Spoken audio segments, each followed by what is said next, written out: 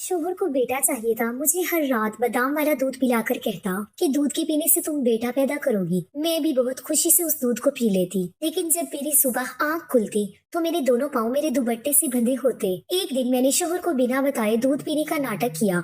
अभी लेटे मुझे कुछ ही देर हुई थी कि अचानक वहाँ पर आज ससुराल में मेरी शादी की पहली रात थी और मेरा शोहर मेरे लिए गिलास में बादाम वाला दूध लेकर आया और मुझे अपने हाथों से पिलाया। मुझे उनकी ये अदा देखकर उनसे बेपनाह मोहब्बत हो गई। ऐसा लगा दुनिया में उनसे अच्छा इंसान और कोई नहीं हो सकता। बादाम का दूध पीकर मुझे बड़ी तसल्ली से नींद आ गई। लेकिन सुबह सुबह जब मेरी आंख खुली तो मैंने देखा कि मेरे पैरों पर दुपट्टा बंधा हुआ है। मुझे डर लगने लगा और परेशानी हुई कि ये सब क्या है। ऐसा मेरे साथ पहले कभी नहीं हुआ। अभी इन्हीं सोच में बैठी थी कि अदरीस कमरे में आया और मेरे पैरों से बंधे दुपट्टे को बड़ी परेशानी से देखने लगा और बोला कि ये क्यों बांधा है, पाँव में दर्द है क्या। मैं खुद हैरान होकर उसकी तरफ देखने लगी और बोली कि नहीं, पता नहीं ये कैसे बंध गया। उसने कहा शायद तुमने नींद में बांधा हो। उसकी बात पर मैं चुप हो गई क्योंकि अक्सर इंसान नींद में ऐसी उल्टी सीधी हरकतें कर लेता है। अदरीस ने मेरे पाँव से दुपट्टा खोला और वहां से चला गया। तभी मैंने देखा कि उसका बेटा अहमद दरवाजे से बाहर खड़ा मुझे देख रहा है। लेकिन जैसे ही मेरी नजर उस पर पड़ी वो वहां से भाग गया। वो मुझे बहुत अजीब नजरों से घूर रहा था। उसके जाते ही मुझे अपना गुजरा हुआ वक्त याद आ गया जब उस आदमी ने मुझे मेरी सारी कमियों के साथ अपनाया था। मेरा नाम अनीला है। मेरा दुख उस वक्त शुरू हुआ जब मुझे मेरी जिंदगी की सबसे बड़ी खुशी मिलने वाली थी। लेकिन वो खुशी कैसे मिल रही थी वो एक अलग कहानी है। आज मैं माँ बनने वाली थी। मैंने अपनी माँ के आगे हाथ जोड़ दिए और कहा कि खुदा के लिए मुझे मेरे बच्चे की एक झलक जरूर देखनी है। मेरी माँ ने एक मुस्कुराहट के साथ मेरे सर पर हाथ रखकर दुआ की। थोड़ी ही देर में अल्लाह ने मेरी औलाद मेरी झोली में डाल दी। मुझे इतनी तकलीफ हो चुकी थी कि मैं बेहोश हो गई थी। लेकिन आखिरी आवाज मेरी कान में पड़ी तो वो एक बच्चे के रोने की थी। हाँ, मेरे अपने बच्चे के रोने की आवाज थी। लेकिन उस वक्त मुझे इतनी हिम्मत नहीं थी कि मैं अपने बच्चे को देखती। ना जाने कितने घंटे सोने के बाद जब मेरी आंख खुली तो मैंने अपनी माँ को सिरहाने बैठे पाया। मेरी आंखें पूरे कमरे में उस नन्हे बच्चे को तलाश करने में लगी थी। लेकिन जब मुझे उसकी झलक दिखाई नहीं दी तो मैंने अपनी माँ से पूछा कि मेरा बच्चा कहाँ है। पहली बार पूछने पर तो वो चुप रह गई, मगर जब मैंने दूसरी बार थोड़ी ऊंची आवाज में पूछा तो वो बहुत गुमसुम चेहरे के साथ बोली कि तेरा बच्चा मरा हुआ पैदा हुआ था। उनकी बात सुनते ही मेरे पूरे जिस्म पर जैसे कोई कयामत बरस पड़ी। मैं एकदम चिल्ला पड़ी और बोली कि आप झूठ बोल रही हैं, ऐसा नहीं हो सकता। मैं जानती हूँ कि आप लोगों ने मेरे बच्चे के साथ कुछ गलत किया है। लेकिन माँ ने मुझे किसी बात का जवाब नहीं दिया। मैं रोती रही, चिल्लाती रही। लेकिन इस चीखो पुकार में अचानक न जाने किसने मेरे बाजू में एक सुई चुभा दी। शायद वो कोई नशे का इंजेक्शन था। उस इंजेक्शन के लगते ही मुझे बेहोशी होने लगी और अगले थोड़े ही पलों में एक मर्तबा फिर से मैं बेहोश हो गई।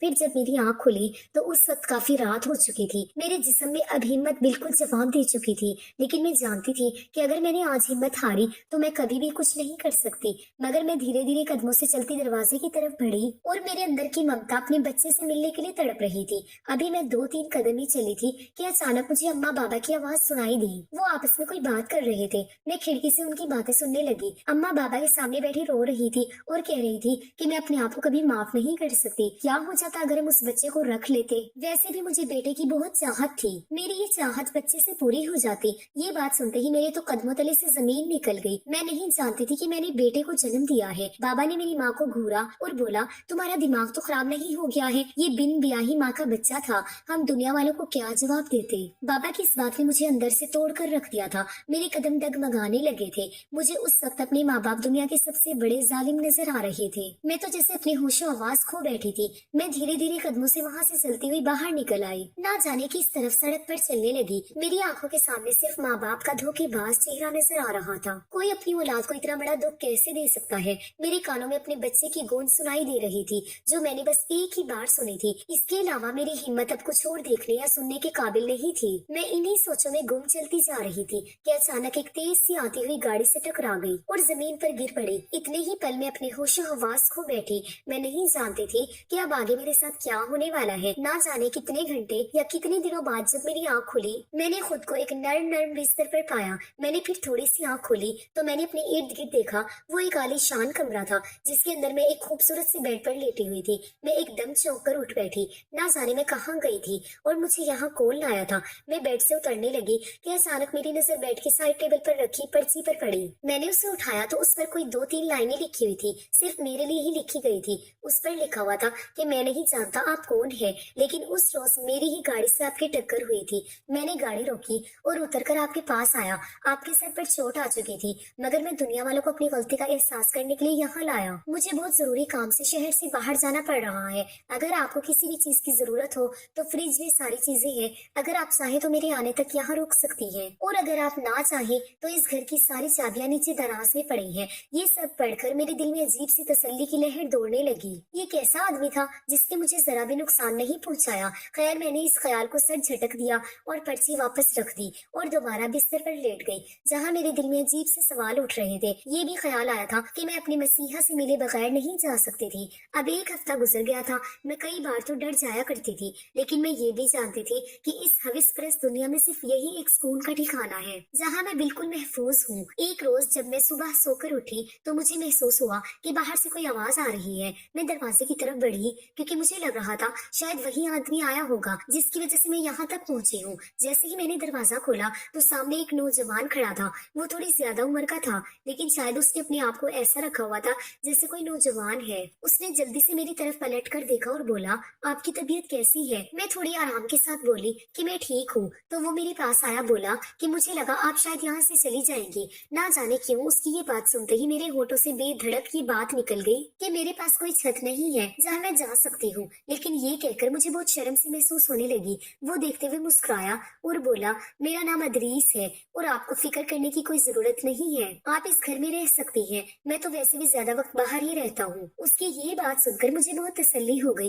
क्योंकि मुझे वो कोई धोखेबाज आदमी नहीं लग रहा था। मुझे तसल्ली हो गई और वहाँ रहने लगी। अदरीस अगले रोज वहाँ से चला गया, लेकिन घर पर एक नौकरानी छोड़ गया जो मेरा बहुत ख्याल रखा करती थी। अब वो हफ्ते में एक बार आता और एक दिन रहकर चला जाता। 2 महीने गुजर चुके थे जब अचानक एक रोज अदरीस मेरे कमरे में आया। उसे यूं अपने कमरे में देखकर मैं चौंक सी गई थी। उसने कहा कि आप घबराओ नहीं, मैं बस एक जरूरी बात करने आया हूँ। तब मैंने उसके चेहरे की तरफ बड़ी परेशान होकर देखा। उसे मुझसे क्या जरूरी बात करनी है? तब वो मुझसे बोला कि मैंने जब तुम्हें उस रात देखा था, मैं तब से तुम्हें पसंद करता हूँ और तुमसे शादी करना चाहता हूँ। लेकिन इससे पहले मैं तुम्हें अपनी जिंदगी के बारे में कुछ बताना चाहता हूँ। मैं पहले से शादीशुदा हूँ। मेरा एक बेटा भी है। मेरी बीवी मुझे छोड़कर काफी पहले भाग गई थी। उसकी सच्चाई काफी परेशान कर देने वाली थी, लेकिन मेरी हकीकत तो शायद और भी बुरी थी। उसने मुझसे पूछा, अब अगर मैं तुमसे शादी करना चाहता हूँ तो उससे पहले तुम मुझे अपने बारे में भी सब कुछ बताओ। मैंने अपनी भीगी हुई आंखों से उसकी तरफ देखा और बोली कि मेरा नाम अनीला है और मैं एक मिडिल क्लास फैमिली से हूँ। लेकिन मेरी बदकिस्मती ये थी कि मैं एक लड़के से मोहब्बत कर बैठी थी और उस मोहब्बत में मुलाकातों का सिलसिला ऐसा बढ़ा कि मैं हामला हो गई। लेकिन उस लड़के ने मुझसे शादी करने से मना कर दिया और मुझे बीच रास्ते में छोड़ दिया। जब मेरे माँ बाप को इस बात का पता चला तो उन्होंने मुझे बहुत बुरा भला कहा और मारा पीटा। फिर बड़े खामोशी से मेरे उस बच्चे को लापता कर दिया। अब मैं ना तो पीछे जा सकती हूँ और ना ही मेरे पास कोई और ठिकाना है। लेकिन मुझे सिर्फ एक बात का दुख है, एक बेटे को जन्म दिया है और मैं अपने बेटे का मुंह तक नहीं देख सकी। मुझे ये बात कहते ही उसकी आंखों में चमक उभर आई। वो बोला कि क्या तुमने एक बेटे को जन्म दिया है? मैंने कहा, हाँ, मैंने एक बेटे को जन्म दिया है, लेकिन मैं इतनी बदनसीब हूँ कि अपने बेटे की शक्ल तक नहीं देखी। उसने कहा कि तुम फिक्र मत करो, फिर से हम शादी करेंगे और एक नई जिंदगी की शुरुआत करेंगे। अल्लाह तुम्हें फिर से बेटा देगा। उसकी बातें सुनकर मुझे बहुत तसल्ली हुई। मुझे इस बात की बहुत खुशी थी कि उसने मुझे मेरी हकीकत के साथ कबूल किया था। अगले ही दिन उसने मुझसे शादी कर ली थी। मुझे इस मुकद्दस रिश्ते से कोई एतराज नहीं था। मैं उसकी बीवी बन चुकी थी और बेहद खुश थी। शादी की पहली रात अदरीस अपने हाथों से मेरे लिए बादाम वाला दूध बनाकर लाया। उसकी ये मोहब्बत मेरे लिए बहुत मायने रखती थी। खैर, अगले दिन वो मुझे यहीं छोड़कर किसी काम से चला गया। मेरे पास एक नौकरानी छोड़ गया था। मेरा बहुत ख्याल रखती थी, लेकिन एक बीवी को नौकरानी से ज्यादा अपने शोहर की जरूरत होती है। वो हर हफ्ते आता और मेरे साथ ऐसा प्यार भरा वक्त गुजारता कि मैं सब गिले शिकवे भूल जाती। इस सब में एक चीज जो मुझे बहुत सता रही थी वो ये थी कि नौकरानी मुझे हर रात दूध के गिलास में बादाम डालकर पिलाया करती थी। एक दिन जब अदरीस दूध का गिलास लाया तो मैंने उससे पूछा कि ये दूध रोज पीना जरूरी है। तब उसने मेरी तरफ गिलास बढ़ाते हुए मोहब्बत से देखा और बोला, हाँ, तुम्हारे लिए बहुत जरूरी है ताकि तुम सेहतमंद रहो और हमारा बच्चा भी सेहतमंद हो। उसकी इस बात ने मुझे बहुत खुशी दी थी। कुछ वक्त ऐसा ही गुजरता जा रहा था। अल्लाह की करनी ऐसी हुई कि मैं कुछ ही दिनों में हामला हो गई। अब तो अदरीस मेरा कुछ ज्यादा ही ख्याल रखने लगा था और हमेशा मुझसे बेटे की ख्वाहिश रखता था। एक रोज मैं उसके पास बैठी थी। मैंने अदरीस को कहा कि मैं तुम्हारे घर वालों से मिलना चाहती हूँ। तब अदरीस ने कहा कि तुम नहीं मिल सकती हो। फिर मैंने उससे जिद की तो बोला तुमको एक वादा करना पड़ेगा, तब मैं अपने घर वालों से तुम्हें मिलवाऊंगा। मैंने बोला ठीक है, मैं वादा करती हूँ, आप बताएं। अदरीस कहने लगा तुम्हें मैं अपने दोस्त की बीवी बनाकर घर ले जाऊंगा। जब धीरे धीरे तुम्हें सब पसंद करने लगेंगे तो मैं खुद ये बात सबको बता दूंगा। इस बात पर मेरे चेहरे पर मुस्कुराहट आ गई और मैं चुप हो गई। मेरे लिए यही काफी था कि वो मुझे अपने घर ले जा रहा था। अपनी असल छत तले उसी रोज हमने तैयारी शुरू कर दी और अगले दिन उसके घर पहुंच गई। सफर तय करने के बाद आखिरकार हम एक आलीशान हवेली के सामने जाकर खड़े हुए। हवेली का दरवाजा 2 गार्ड्स ने खोला। हवेली की शानो शौकत पर से नजरें हटाना मेरे लिए मुश्किल था। गाड़ी अंदर हुई तो मैं उस हवेली को देखकर हैरान हो गई। वो घर नहीं बल्कि कोई महल था। हाँ, ख्वाबों का महल, वो महल जो हर लड़की अपने ख्वाब में देखा करती है। मैं इसी हैरानी से गाड़ी में उतरी। अदरीस भी मेरे साथ ही था। हम दोनों एक साथ ही हवेली के अंदर दाखिल हुए। हवेली बहुत आलीशान थी। हवेली वाकई किसी बादशाह का घर मालूम हो रहा था। अदरीस ने अंदर आकर मुझे अपनी माँ और अपने बेटे से मिलवाया। उसकी माँ ने मुझसे बस सलाम किया और हमारा हालचाल पूछा और अंदर चली गई। अदरीस का बेटा दूर से ही मुझे देखता रहा। दूसरी तरफ मुंह करके वो भी चला गया जैसे वो मुझसे नाराज हो। मुझे उसका ये रवैया बहुत अजीब सा लगा और अदरीस का बेटा तो मुझे ज्यादा परेशान कर रहा था क्योंकि उसकी उम्र मुझसे भी 2 साल बड़ी थी और अदरीस 40 साल का था। फिर उसका इतना बड़ा बेटा कैसे हो सकता है? खैर, मैंने इन सब सोचों को झटक दिया। अदरीस मुझे वहाँ से कमरे में ले आया। वो खुद सबके रवैये पर बेहद शर्मिंदा था, लेकिन इस सब को बर्दाश्त करने के अलावा हमारे पास कोई और चारा भी नहीं था। वो मुझे जिस कमरे में लाया था वो बेहद खूबसूरत था और बहुत ही आलीशान सजाया गया था। अदरीस ने उस घर में मेरी पहचान अपने दोस्त की बीवी बताई थी, इसलिए हम दोनों सबके सामने एक साथ नहीं रह सकते थे। अदरीस ने मुझे उस दिन एक ऐसी बात कही जो मेरे दिमाग में अजीब सी शक पैदा करने लगी। उसने कहा कि तुम अपने कमरे से बिला वजह बाहर नहीं निकलना और इस हवेली के बाहर तो कदम भी मत रखना। यहाँ पर पागल भेड़िए रहते हैं जो तुम्हें नुकसान पहुंचा सकते हैं।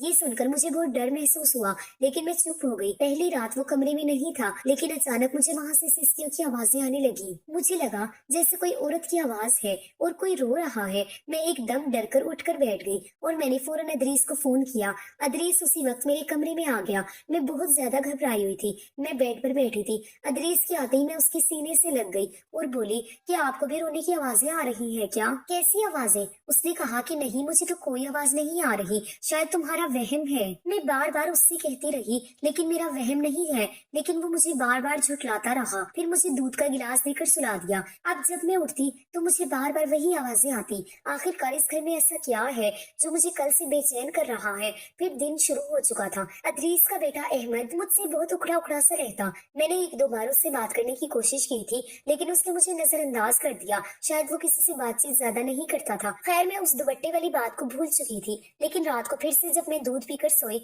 तो सुबह मेरे पाँव इसी तरह बंधे हुए थे। मेरे तो दिल में अजीब से ख्याल उठने लगे थे। अब मुझे सिसकियों की आवाजें तो नहीं आती थी, लेकिन ये जो नया काम शुरू हो गया था इससे मुझे डर लगने लगा था। अदरीस जैसे ही कमरे में आया, मैंने उसे सारी बात बताई तो उसके चेहरे पर थोड़ा सा डर महसूस हो रहा था। उसने कहा कि मेरा शक सही निकला। मैं एकदम परेशान हुई और बोली कि कौन सा शक? तो उसने कहा कि बहुत पहले इस हवेली में ऐसी ही अजीबोगरीब हरकतें होती थी और हमें फिर से पता चला है कि यहाँ जिन और भूतों का साया है। मुझे लगता है कि फिर से ऐसी कोई असर हो रही है। ये सुनकर जैसे मेरे जिस्म से जान ही निकल गई थी। अब अदरीस ने मेरा हाथ पकड़ा और मुझे तसल्ली देते हुए कहा, तुम फिक्र मत करो, जैसे ही हमारा बेटा पैदा होगा हम यहाँ से कहीं और चले जाएंगे। अदरीस की बातें सुनकर मुझे थोड़ी तसल्ली हुई। मैंने पानी का ग्लास साइड टेबल से उठाकर पीने के लिए हाथ आगे किया तो मुझे खिड़की में अहमद खड़ा नजर आया। जैसे ही मेरी नजर उस पर पड़ी वो वहाँ से भाग गया। शायद वो हमारी बातें सुन रहा था।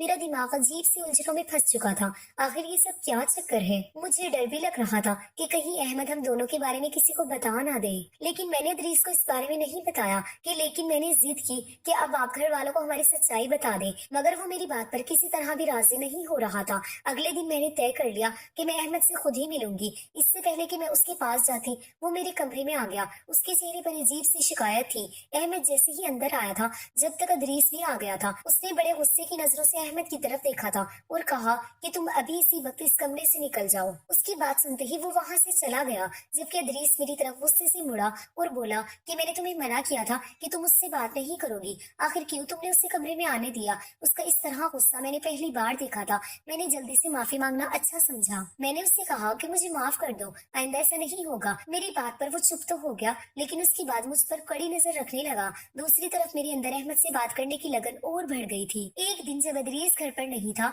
तो मैं खुद ही अहमद से मिलने उसके कमरे में चली गई। पहले तो वो मुझे मुझे देखकर हैरान हुआ, लेकिन मैंने जल्दी से उससे कहा कि हैरान मत हो, मैं तुमसे कुछ जरूरी बात करने आई हूँ। वो मेरी तरफ सवालिया नजरों से देखने लगा और फिर बोला, क्यों, क्या पूछना चाहती हो आप? मैंने कहा, वही जो तुम जानते हो। थोड़ी देर तो वो बिल्कुल चुप रहा और फिर बोला कि मैं जानता हूँ आपके और अदरीस चचा के बीच क्या रिश्ता है। उसके मुंह से अदरीस चचा सुनकर मुझे बहुत परेशानी हुई। मैंने उसे कहा कि अदरीस चचा? वो बोला, जी अदरीस मेरे चचा है, मैं उनके भाई का बेटा हूँ, जिसे उन्होंने बहुत साल पहले जायदाद की हविस में मार डाला था। ये सुनकर मेरे तो जैसे होश उड़ गए थे। मैं उसकी तरफ घूरते हुए बोली कि ये तुम क्या बकवास कर रहे हो? तब उसने बताया कि मैं कोई बकवास नहीं कर रहा, यही सच्चाई है। अदरीस चचा आपसे पहले यहाँ 3 औरतों को ला चुके हैं, सिर्फ ये कहकर कि वो उनके दोस्त की बीवियां हैं, लेकिन ये आदमी उन्हें सिर्फ और सिर्फ बेटे की लालच में लाया था, और जब बेटे ना होते तो वो अचानक गायब हो जाती। कोई नहीं जानता कि वो कहाँ है। लेकिन एक बात है कि रात के वक्त हवेली में किसी को भी कमरे से बाहर निकलने की इजाजत नहीं है। मैंने कहा, मैं कैसे यकीन कर लूं तुम्हारी बातों का? तब उसने कहा, अगर यकीन नहीं आए तो आज रात कमरे से निकल कर देख लेना, और फिर अदरीस चचा का रवैया मेरे सब सवालों के जवाब दे देगा। और वो दुपट्टा जो आपके पैरों में बांधा जाता था, सिर्फ इसलिए बांधा जाता था कि अगर आप उठे और चलने लगे तो गिर जाएं और चलने के काबिल ना रहे। उसके हर लफ्ज से मेरे अंदर लहर बिखेर दी थी। मुझे यूं लग रहा था जैसे मैं तड़पती धूप में खड़ी हूँ। मैंने उसकी बातों पर यकीन नहीं किया और आगे बढ़कर उसका गिरेबान पकड़ लिया और कहा कि मैं जानती हूँ तुम ये सिर्फ और सिर्फ अपने बाप का बदला लेने के लिए कर रहे हो, तुम झूठ बोल रहे हो। लेकिन उसने बड़ी ही तसल्ली से अपना गिरेबान छुड़वाया और बोला कि अगर आपको मेरी बात पर यकीन नहीं है तो आज आप दूध का गिलास मत पीना, क्योंकि इसमें वो नशे की चीजें मिलाता है और फिर आपके पाँव भी बांध देता है। अगर आप उठ भी जाए तो चल ना सके। उसके एक नए इशारे ने मुझे हैरानी में डाल दिया था। मेरा दिल तेजी से धड़क रहा था। मैंने उसे इतना ही कहा कि अब मैं सच तक खुद ही पहुंच जाऊंगी। मैं वहां से उठकर अपने कमरे में आ गई और मेरा दिल दुआ करने लगा, अल्लाह करे ये सब सच ना हो। ये दिन मैंने कैसे गुजारे सिर्फ मैं ही जानती हूँ। रात होते ही अदरीस मेरे लिए दूध का गिलास लेकर आया। मैंने दूध लेते ही कहा कि मेरा दिल बहुत घबरा रहा है, आज मैं दूध नहीं पीऊंगी। उसने कहा कि ये तो तुम्हें पीना पड़ेगा। मैंने कहा, अगर मैंने ये दूध पी लिया और मेरी तबीयत खराब हो गई तो हमारे बेटे को भी कुछ हो सकता है। ये सुनते ही उसने गिलास वापस मेज पर रख दिया और बोला कि ठीक है, जैसे तुम चाहोगी वैसा ही होगा। उसके बाद मैं अपने बिस्तर पर लेट गई। मैं जानती थी कि अब वो आज पहले से ज्यादा चौंकना है, अपनी कार्रवाई करेगा। मैं पूरी रात जागती रही। मेरे कानों में सिसकियां बार बार आती रही। रात के 2 बजे का वक्त था जब अदरीस बिस्तर से उठकर कमरे से बाहर चला गया। मैं भी दबे पैरों से पीछे पीछे चल पड़ी। उसने किचन से कुछ खाना लिया और किचन के बाहर सीढ़ियों के नीचे बना हुआ तहखाना हटाया। उससे अंदाजा नहीं लगाया जा सकता था कि यहाँ नीचे कोई तहखाना है। मेरा दिल बहुत तेज धड़क रहा था। तहखाने में देखते ही मेरा दिल तेजी से धड़क रहा था। मैं वहीं से आवाज सुनने लगी। अदरीस के अंदर आते ही सिसकियां खत्म हो गई थी और अंदर से औरतों की आवाजें आने लगी। औरतें अदरीस से कह रही थी कि अल्लाह के लिए हमें यहाँ से बाहर निकाल दो, लेकिन अदरीस बड़ी गंदी तरह हंस रहा था और उन औरतों का मजाक उड़ा रहा था। ये सब सुनकर मेरा बदन कांपने लगा था। मैं वहाँ से जल्दी से वापस अपने कमरे में आ गई। तभी अहमद भी कमरे में आ गया और मेरी हालत देखकर बोला कि अब भी कोई शक बाकी है। मैंने डरते हुए नहीं में सर हिला दिया। अब बस मुझे यहाँ से किसी तरह निकलना था। उस वक्त अहमद और मैंने एक प्लान बनाया। वहाँ पर पहले बहुत कड़ी निगरानी थी। मैं अदरीस की इजाजत के बगैर बाहर नहीं जा सकती थी। अगले रोज मैंने अदरीस से कहा कि मेरी तबीयत बहुत खराब लग रही है, मुझे डॉक्टर के पास ले चलो। वो मेरी बात पर राजी ना हुआ, लेकिन फिर जब मैंने कहा अगर तुम मुझे डॉक्टर के पास नहीं ले जाओगे